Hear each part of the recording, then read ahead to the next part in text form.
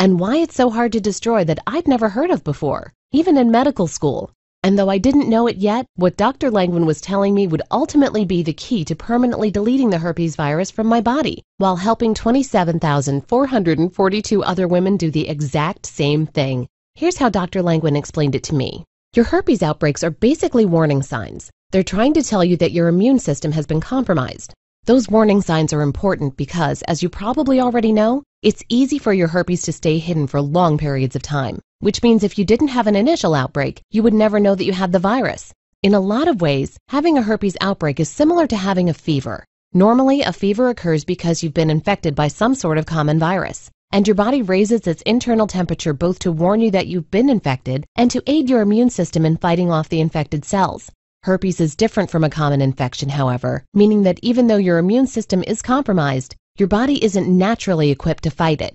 That's because once you've been infected with herpes, the virus burrows itself into your body and hides, just like a dirty rat will hide behind the walls of your home. Now, without getting too technical on you, let me quickly explain the science behind how the virus is able to hide from your immune system. The way it works is that herpes simplex encodes a protein called ICP47, or infected cell protein 47, in the body. This evil protein cloaks herpes from the immune system, which is what stops the immune system from being able to destroy it. That's also the reason why none of the herpes medications on the market are able to eliminate your herpes. All they can do is stop the virus from growing inside your body, but they can't destroy it because they don't even know where it's hiding.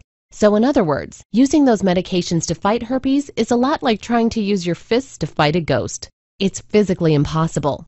Well, at first, hearing all of this from Dr. Langwin made me feel hopeless, just like you might feel hopeless right now. But as I sat there thinking about what he'd just said, I had an idea. Something that sounded incredibly simple, but that would eventually lead to a major medical breakthrough.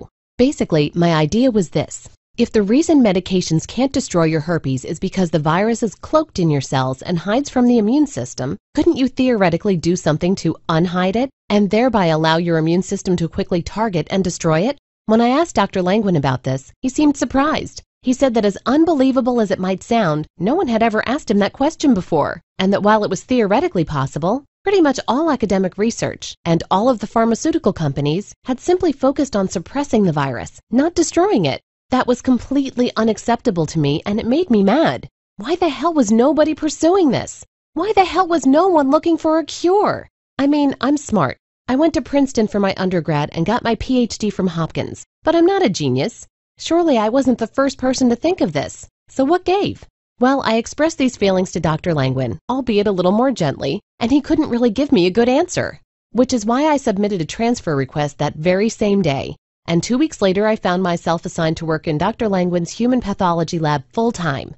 It felt sort of funny laying down the law to this man, who was one of the most respected experts on human disease and viruses in the world. But this was personal. It was about not having to feel like a victim for the rest of my life, or having to suffer from the humiliation of another outbreak. It was about taking back my freedom, the freedom to live life as I chose, to find the man of my dreams and have a loving relationship with him without suffering from the fear of being rejected once he knew my secret. I more or less forced one of the most respected researchers and academics in the world to join me on this mission. I told him to think of the accolades, the awards, the fame that would result in him curing genital and oral herpes, two of the ugliest, most hated medical afflictions in the world. And fortunately, he agreed. So for the next 3 months, we spent 16 hours per day in his lab.